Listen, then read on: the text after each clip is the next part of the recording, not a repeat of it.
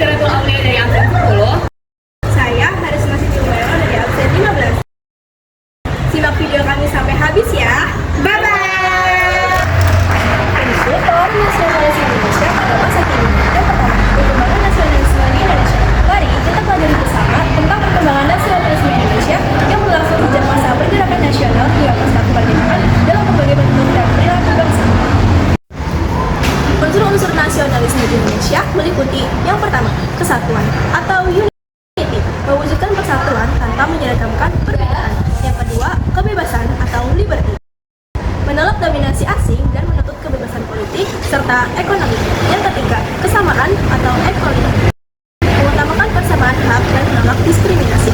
Yang keempat, kepribadian atau identity, menegaskan kembali ciri diri bangsa yang sempat dimarginalkan oleh penjajah. Dan yang terakhir, pencapaian atau achievement, menumbuhkan semangat dan kebanggaan untuk mempertahankan martabat bangsa di dunia.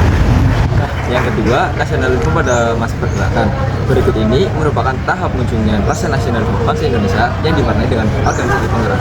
Yang pertama, periode awal perkembangan nasionalisme ditandai dengan munculnya organisasi penggerak yang bersifat sosial budaya seperti Budi Utomo, SDI, Sarekat Islam, dan Muhammadiyah. Nah, yang kedua, periode nasionalisme politik. Gerakan nasionalisme bangsa Indonesia lebih menekankan pada perjuangan di bidang politik untuk mencapai kemerdekaan. Organisasi yang muncul pada periode ini yaitu Independence Front dan Gerakan Pemuda. Nah, yang ketiga ada periode radikal. Gerakan nasionalisme Indonesia ditujukan untuk mencapai kemerdekaan baik secara komparatif maupun non-komparatif. Organisasi pada masa ini yaitu PKI dan PNI. Dan yang keempat ada periode bertahan. Gerakan nasionalisme Indonesia lebih bersikap moderat dan penuh pertimbangan. Gerakan pada masa ini berorientasi untuk bertahan agar tidak dibubarkan oleh pemerintah Belanda. Organisasi yang muncul pada masa ini yaitu Parindra, GAPI, dan Gerindra.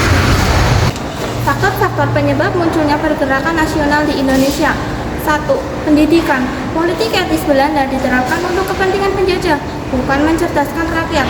Pendidikan hanya bertujuan mencetak tenaga kerja murah bagi administrasi kolonial. Belanda mendirikan sekolah seperti 1. Volkschool, sekolah rakyat 3 tahun. 2. Vervolkschool, sekolah rakyat sambungan 3-2 tahun. 3. HIS, Hollands Inland School, 0-6 tahun. 4. MULO, sekolah menengah. 5. ANS, sekolah menengah atas. 6.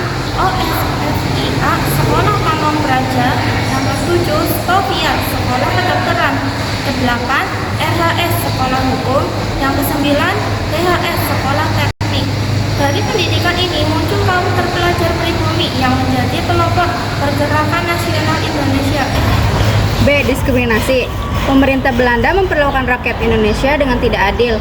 Rakyat pribumi ditempatkan di golongan terbawah dan sering diperlakukan sewenang-wenang.